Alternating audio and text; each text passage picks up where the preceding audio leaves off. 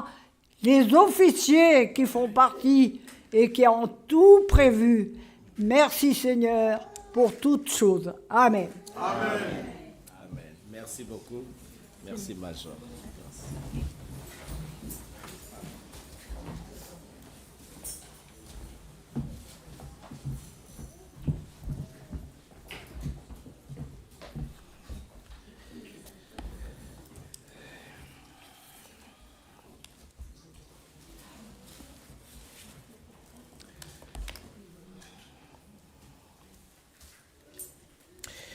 Nous allons lire la parole de Dieu de ce matin dans Matthieu chapitre 6, les versets 12 et 14 et 15. Matthieu chapitre 6, versets 12 et versets 14 à 15.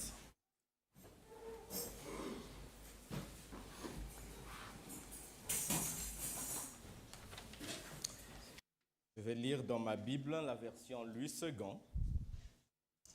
Il est écrit ceci: Pardonne-nous nos offenses, comme nous aussi nous pardonnons à ceux qui nous ont offensés. Verset 14. Si vous pardonnez aux hommes leurs offenses, votre Père céleste vous pardonnera aussi. Mais si vous ne pardonnez pas aux hommes, votre Père ne vous pardonnera pas non plus vos offenses. Prions. Seigneur notre Dieu, nous te bénissons de ce que tu es là, présent au milieu de ton peuple. Merci de ce que tu veux nous parler encore ce matin, pour nous édifier, pour nous montrer le chemin sur lequel tu veux que nous puissions marcher. C'est aussi quelque chose de diversifié, parce que il n'y a pas une seule prière. Dans cette prière, il y a tellement de prières. Il y a l'adoration, il y a la reconnaissance à Dieu, il y a des supplications, il y a une intercession, et là, dans les textes que nous venons de lire, il y a également une confession. Dans ces paroles que nous venons de lire, surtout les paroles du verset 12, « Pardonne-nous nos offenses comme nous aussi nous pardonnons à ceux qui nous ont offensés », nous trouvons là une révélation très importante. Une révélation concernant notre nature, c'est-à-dire ce que nous sommes, et une révélation concernant notre besoin. Quelle est la révélation au sujet de ce que nous sommes ? Ce verset révèle que nous sommes des personnes imparfaites. Nous sommes des personnes sujettes à des faiblesses, à des égarements. Nous ne sommes pas parfaits. Tu n'es pas parfait, ton frère n'est pas parfait, ta sœur n'est pas parfaite. Et nous vivons dans un monde des gens imparfaits. Voilà ce que nous sommes. Il n'y aura de perfection qu'au ciel. Tant que tu vivras sur terre, tu es un être imparfait et ton semblable aussi est un être imparfait. Et quel est donc notre besoin par rapport à cette imperfection qui nous caractérise tous? Nous avons besoin de pardon. J'ai besoin de pardon. Tu as besoin de pardon. Tous nous avons besoin de pardon. Pardon pour continuer à entretenir la communion avec le Seigneur. Mais aussi pardon pour continuer à entretenir notre communion fraternelle. Sans pardon, il n'y a pas de véritable communion fraternelle. Sans pardon, il n'y a pas de véritable amour.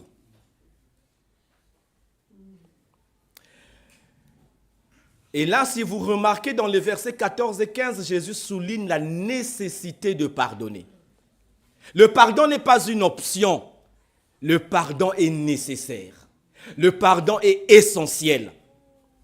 Pourquoi? Parce que Jésus le dit clairement, si nous refusons de pardonner à nos frères et sœurs, notre Père aussi ne nous pardonnera plus ou pas nos offenses. Ça veut dire quoi en fait?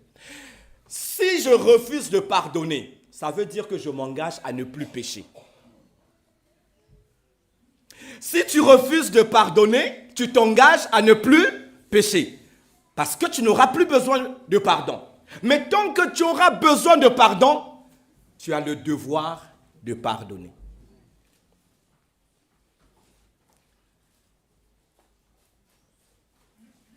C'est une tragédie quand parfois certaines personnes disent « Jamais de la vie je ne pardonnerai à cette personne ». C'est une tragédie, mes frères et sœurs. C'est un drame. Jamais tu ne pardonneras. Est-ce que tu te rappelles que quand tu pries, tu dis « Pardonne-moi mes offenses comme je pardonne à ceux qui m'ont offensé ». Donc, si tu dis que jamais je ne pardonnerai cette personne, c'est comme si tu étais en train de dire à ton père, « Père, ne me pardonne plus jamais ». Dans Matthieu chapitre 18, les versets 15 à 35, je ne vous lirai pas le passage, mais c'est une très belle histoire qui illustre un peu la nécessité du pardon. Jésus raconte une histoire d'un chef d'entreprise qui avait un serviteur qui lui devait beaucoup d'argent. Ça devait être, je ne sais pas, peut-être 1 million de francs. Et il appelle ce serviteur parce qu'il était en train de faire ses comptes. Et le serviteur arrive, il dit à ce serviteur, ben voilà, tu me dois telle somme d'argent, tu dois me payer. Le serviteur le supplie. Il s'incline, il dit, s'il te plaît, mon maître, mon chef, accorde-moi encore un délai. Je vais tout faire pour payer ta dette. Mais ce qui est étrange, le maître ne lui donne pas seulement ce qu'il demande, le délai, mais le maître lui donne quelque chose à laquelle il ne s'attendait pas. Son maître lui dit, ça va, je te laisse partir, ne paye plus ta dette, j'efface ta dette, j'annule ta dette, tu peux t'en aller en paix. Et cet homme, il s'en va dans la joie, reconnaissant que sa dette n'a pas seulement été reportée comme il le voulait, mais a été annulée. Donc, il n'aura plus à se battre pour payer cette dette. Mais on nous dit que sur le chemin, pendant qu'il a un cantique peut-être de louange dans sa bouche, « Oh grand Dieu, merci », il rencontre l'un de ses frères, l'un de ses amis, qui lui devait une petite somme insignifiante par rapport à sa dette vis-à-vis de son maître. Il attrape. La Bible nous dit, il le saisit et il l'étranglait. « Paye-moi ce que tu me dois. Paye ma dette. » L'autre aussi fait la même chose que lui. « S'il te plaît, je t'en supplie, donne-moi du temps, je vais payer ta dette. » Mais lui dit non, non, non, non. Tu dois me payer dès maintenant. Pas de délai. Allez, en prison jusqu'à ce que tu aies payé ma dette. Et il y avait des témoins, des gens qui regardaient et qui avaient su ce qui s'était passé auprès de son maître. Il a mis son ami en prison pour une somme modique. Alors, on est allé rapporter à son maître ce qu'il avait fait. Le maître l'a rappelé. Il lui a dit, moi, je t'ai laissé aller avec une forte dette. Et toi, tu ne pouvais pas faire autant à ton ami qui ne te devait que peu de choses. Et vous savez comment Jésus conclut l'histoire? Il dit, c'est ainsi que mon Père céleste vous traitera. Si chacun de vous ne pardonne à son frère de tout son cœur. Le verset 35 de Matthieu 18. Le maître a livré ce serviteur impénitent au bourreau. Et nous, lorsque nous refusons de pardonner, nous sommes livrés à la puissance de Satan.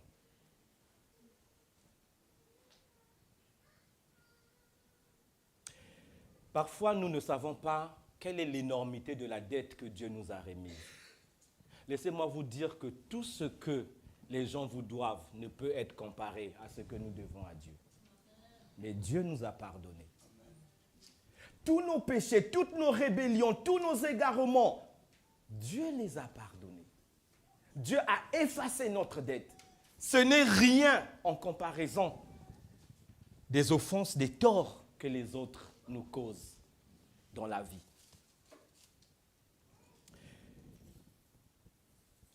L'apôtre Paul, dans 2 Corinthiens, chapitre 2, au verset 10 à 11, dit ceci. Or, à qui vous pardonnez, je pardonne aussi. Et ce que j'ai pardonné, si j'ai pardonné quelque chose, c'est à cause de vous en présence de Christ. Afin de ne pas laisser à Satan l'avantage sur nous, car nous n'ignorons pas ses desseins. C'est très important ce verset 11. Lorsque nous refusons de pardonner, nous laissons à Satan un avantage sur nous. Pourquoi? Parce que Satan se plaît dans les divisions. Satan se plaît dans l'amertume. Satan se plaît lorsque des gens ne s'entendent pas. Satan se plaît lorsque nous sommes en colère contre notre prochain. Satan n'est pas quelqu'un qui aime la paix. Ce n'est pas un fils de paix. Et le refus de pardon ne peut pas contribuer à la paix. Nous ne devons pas laisser l'avantage sur nous, chers frères et sœurs. Nous ne devons pas laisser à Satan l'avantage sur nous. Dans Éphésiens, chapitre 4, au verset 30 à 32, qui caractérise un peu l'exhortation de Paul concernant la vie nouvelle, il est dit « N'attristez pas le Saint-Esprit de Dieu, par lequel vous avez été scellés pour le jour de la rédemption. Que toute amertume, toute animosité, toute colère, toute clameur, toute calomnie et toute espèce de méchanceté disparaissent du milieu de vous. » Et le verset 32 dit « Soyez bons. Soyez bons les uns envers les autres, compatissants, vous pardonnons réciproquement, comme Dieu vous a pardonné en Christ. » Il y a des enfants de Dieu qui vivent avec une amertume, une rancune, un ressentiment dans le cœur des années et des années. Et nous avons quand même ce courage d'être à l'église, de chanter les cantiques, de prier. Et notre cœur est rempli d'amertume, de rancune, de ressentiment contre notre frère, contre notre sœur. Et nous ne savons pas qu'en ce moment-là, nous attristons le Saint-Esprit. Et beaucoup d'enfants de Dieu ne vivent pas la plénitude de la vie de Dieu parce que leur cœur est fermé. Le cœur est fermé à cause de l'amertume, à cause du ressentiment. Pour un tort qu'on t'a commis il y a 10 ans, il y a 15 ans, tu vis, tu continues à vivre avec, ne sachant pas que tu es en train de traîner avec toi un passé lourd, alors que tu devrais marcher en pleine liberté. Je ne sais pas si vous êtes dans la chorale et que dans la chorale, un frère de la chorale ou une sœur t'a offensé et jusque-là, tu ne lui as pas pardonné. Et vous êtes en train de chanter ensemble. Et le chef vous met face à face. Quelle est ton attitude quand tu chantes en regardant le frère ou la sœur que tu n'as pas pardonné? Est-ce que ta louange sera en vérité et en esprit ou bien ce sera de l'hypocrisie? Hein? Tu regardes. Là. Dieu. Je pense que ta bouche va prononcer ce que ton cœur rumine. Est-ce que quand tu vois ton frère, quand tu vois ta sœur, tu es content de le voir, content de la voir? Le refus de pardon assombrit nos relations. Bien-aimés, on peut voir plus que ça. Laissez-moi vous dire, on peut voir plus que ça. On peut vivre des grandes bénédictions. Ce n'est pas Dieu qui est impuissant, mais c'est nous qui limitons la puissance de Dieu. Parce que nous ne voulons simplement pas obéir à sa parole. Ce matin encore, quand je méditais sur le texte de Marc 6, on nous dit que Jésus se rendit chez lui à Nazareth. Et les gens commençaient à dire, mais ce n'est pas le charpentier? Ce n'est pas le fils à Marie? Mais ses frères, Jose, Jude, Simon sont là parmi nous. Et il est écrit, à cause de leur incrédulité, Jésus ne fit pas beaucoup de miracles en ce lieu. Notre vie devait être une succession de miracles. Mais parfois, les miracles sont bloqués parce que notre cœur refuse de pardonner. Parce que nous ruminons toujours le mal qu'on nous a fait. Parce que nous ne voulons pas passer. Il faut qu'il y ait un jour. Aujourd'hui, c'est symbolique. Le parquet de cette salle. Quelques jours passés, c'était sombre. Aujourd'hui, c'est plus clair. Je pense que nous devons faire aussi un travail intérieur dans nos cœurs. Pour que les ténèbres de l'amertume puissent s'en aller. Et que la clarté et la lumière de l'esprit prennent place.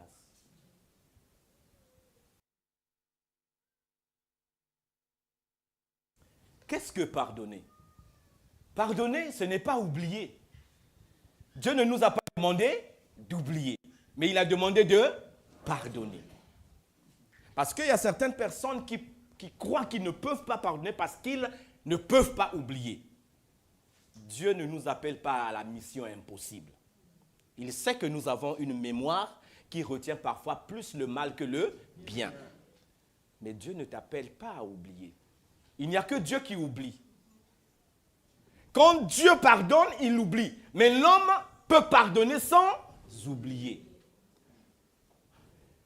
En fait, vous n'oublierez jamais les offenses que les autres vous ont faites. Mais quand vous pardonnez,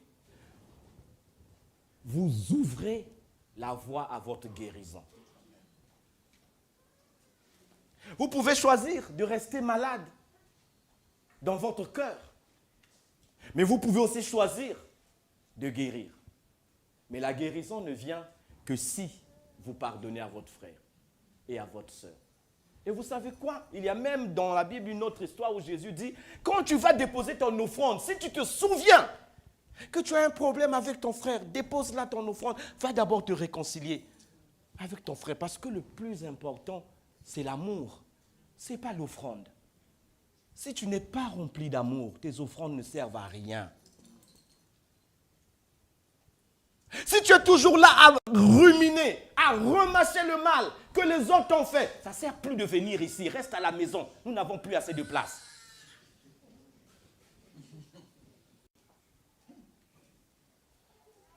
C'est vrai. Parce que tu prends de l'espace pour rien.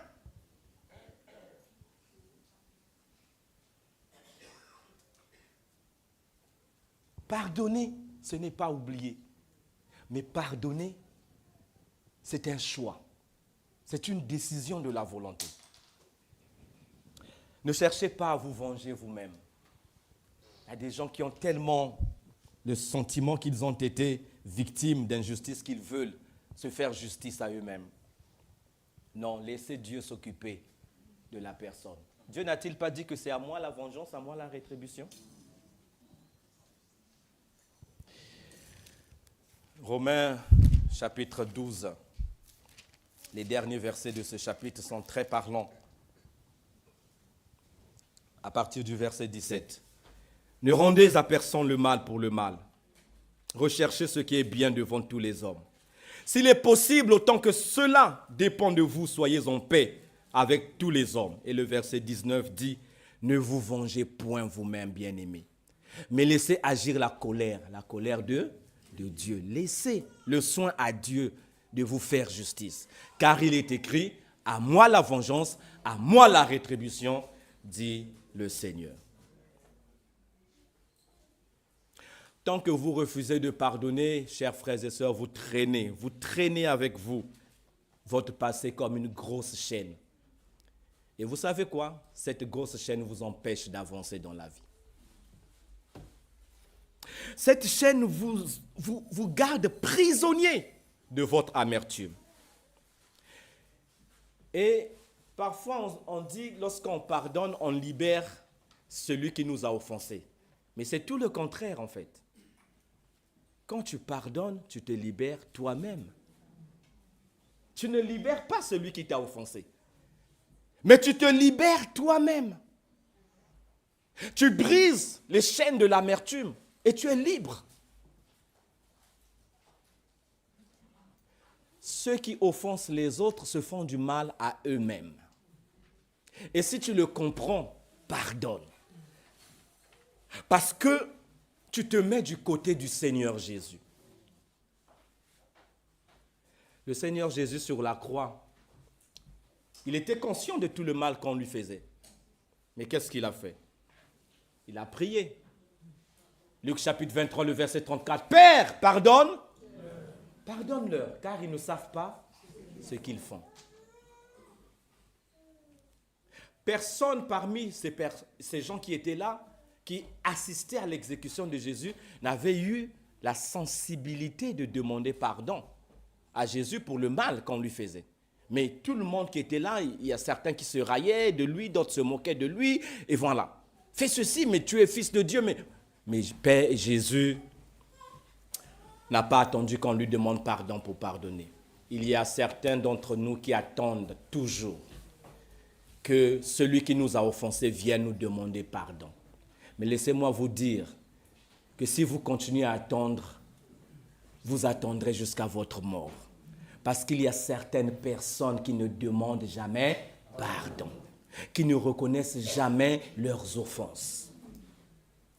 Mais si nous nous rappelons d'Éphésiens 4, 32, il est dit « Pardonnez-vous réciproquement comme Dieu vous a pardonné en Christ. » Dieu n'a pas attendu qu'on lui demande pardon, mais il nous a pardonné en Jésus. Lorsque nous étions en train de faire l'étude biblique sur la croix mercredi, on a parlé de la croix comme la démonstration de l'amour de Dieu. Dans Romains chapitre 8, le verset 5 ou 6, on avait lu un verset qui disait « Mais Dieu nous demande son amour en ce que lorsque nous étions encore pécheurs, Christ est mort à notre place. » Qui sommes-nous pour ne pas pardonner à nos frères et sœurs? Sommes-nous plus saints que Jésus? Es-tu capable de dire que depuis que tu as donné ta vie à Christ jusqu'au jour où tu iras retourneras auprès du Père, que tu ne commettras plus jamais de péché? Que tu ne failliras plus jamais? Que tu n'offenseras plus quelqu'un ni par tes paroles, ni par tes attitudes, ni par tes actes? Si tu es encore capable de tomber, alors sois capable de pardonner.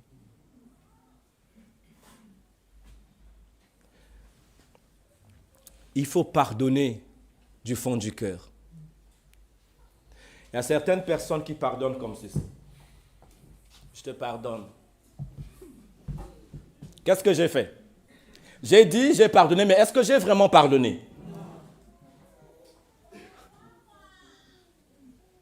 Pardonner du fond du cœur, c'est regarder la personne.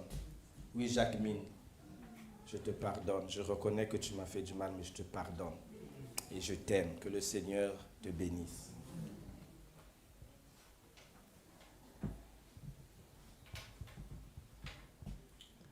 Tant de paroles sont prononcées en l'air, mais le cœur est ailleurs. Et quand on rentre à la maison, on dit elle pense que je lui ai pardonné. Ah, voilà! Ah, elle me connaît mal, hein? Non, c'est vrai qu'elle te connaît mal, mais toi, tu connais mal aussi le Seigneur. Parce que si tu connaissais bien le Seigneur, tu pardonnerais.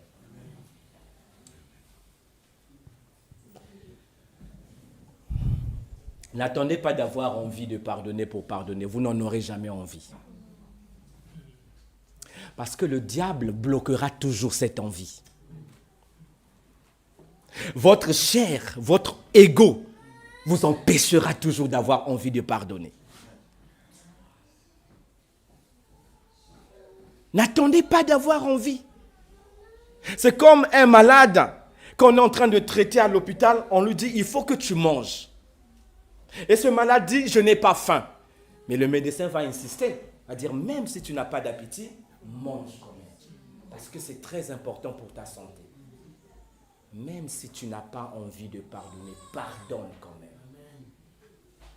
Parce que c'est pour ton intérêt. Ce n'est pas pour l'intérêt de l'autre. C'est à ton intérêt à toi.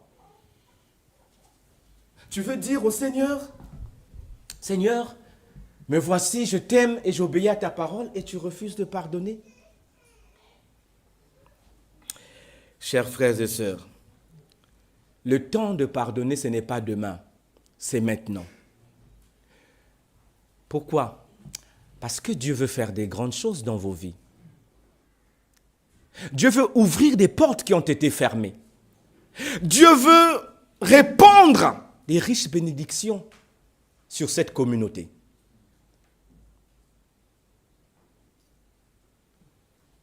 Mais, s'il y a encore un refus de pardonner, la puissance de Dieu sera limitée. Les bénédictions de Dieu ne descendront pas. Je vous rappelle David. David a reçu l'onction pour être roi d'Israël à la place de Saül. Et Saül, par jalousie, a cherché par tous les moyens à le tuer, à s'en débarrasser.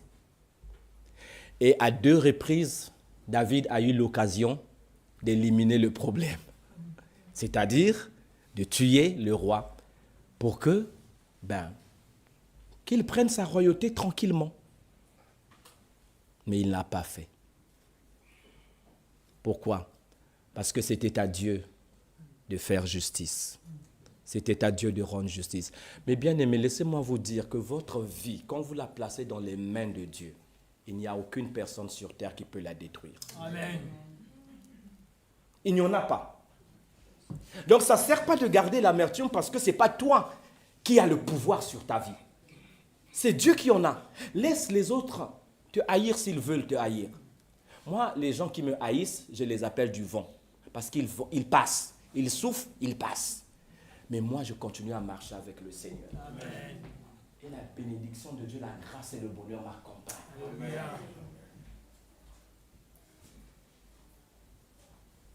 Tu n'as aucune raison de garder l'amertume. Parce que tu restes prisonnier de ton amertume. Et vous savez quoi? Tu donnes du poids à celui qui t'a offensé.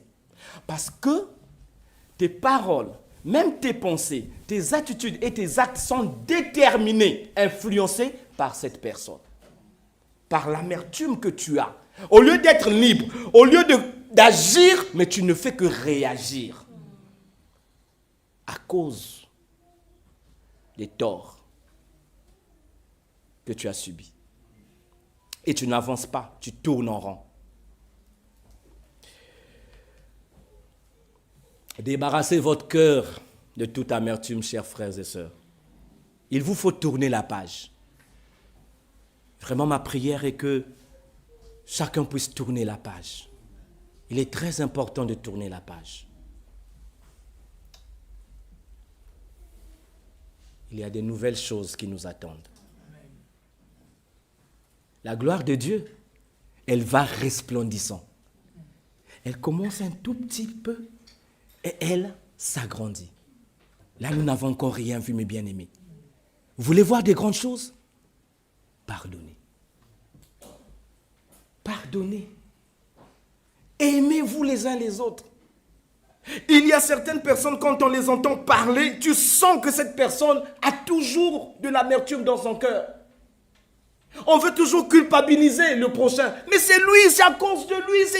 Si je suis comme ceci, c'est à cause de lui. Non, chers frères et sœurs, il n'y a point de condamnation pour ceux qui sont en Christ. Ne culpabilisez pas. Ne vous culpabilisez pas. Ne culpabilisez pas les autres. Ne condamnez pas.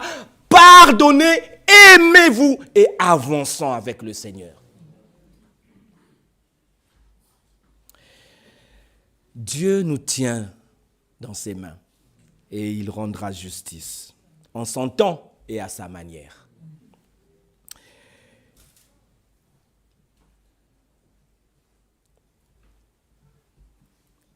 être disciple de Jésus ne signifie pas vivre à la même hauteur que ce monde. Être disciple de Jésus signifie marcher à contre-courant. Être disciple de Jésus, c'est prendre des décisions difficiles. Mais c'est de marcher par la foi. Être disciple de Jésus, c'est être capable de dire oui Seigneur. J'ai mal. Je n'arrive pas, mais je compte sur toi. Et je crois que tu as quelque chose de meilleur pour moi. Être disciple de Jésus, c'est vivre et marcher comme Jésus. Il a pardonné. Pierre a été scandalisé quand Jésus a enseigné sur le pardon. Il est allé demander à Jésus, finalement, combien de fois devrais-je pardonner à mon frère? Est-ce que je dois lui pardonner jusqu'à 7 fois? Jésus lui a dit, 7 fois? Seulement, Pierre? Non. Jusqu'à 7 fois, 77 fois. Donc, en fait, Jésus voulait simplement lui dire, il ne faut pas compter le nombre de fois que tu pardonnes. Pardonne seulement. Parce que tu ne compteras jamais le nombre de fois que tu auras demandé pardon au Seigneur. Qui peut dire, ça fait 15 fois qu'il a demandé pardon au Seigneur? Je pense que personne ne peut donner le nombre. Autant de fois que nous demandons pardon au Seigneur et que nous désirons être pardonnés, nous devons aussi pardonner nos frères et nos sœurs. Un général de l'armée de salut avait écrit ce cantique, ce chœur que nous allons chanter pour notre temps de prière. De ressembler Jésus, c'est mon espoir suprême. Penser, agir, aimer, toujours plus comme toi. De ressembler Jésus, c'est mon espoir suprême. Par ton esprit, sachez-le que par tes propres forces, tu n'arriveras pas. Mais tout est possible par l'Esprit du Seigneur. Lorsque l'Esprit te remplit, alors tu es capable de vivre comme Jésus et de pardonner comme lui. Nous allons chanter ce chœur et prendre un temps de prière. Là où tu es, pense encore à ta vie. Est-ce que tu gardes encore l'amertume? Tu gardes encore des ressentiments? Ton Dieu veut que tu te libères et il veut te rendre libre pour que tu puisses jouir de la vie. Jésus a dit, je suis venu afin que les brebis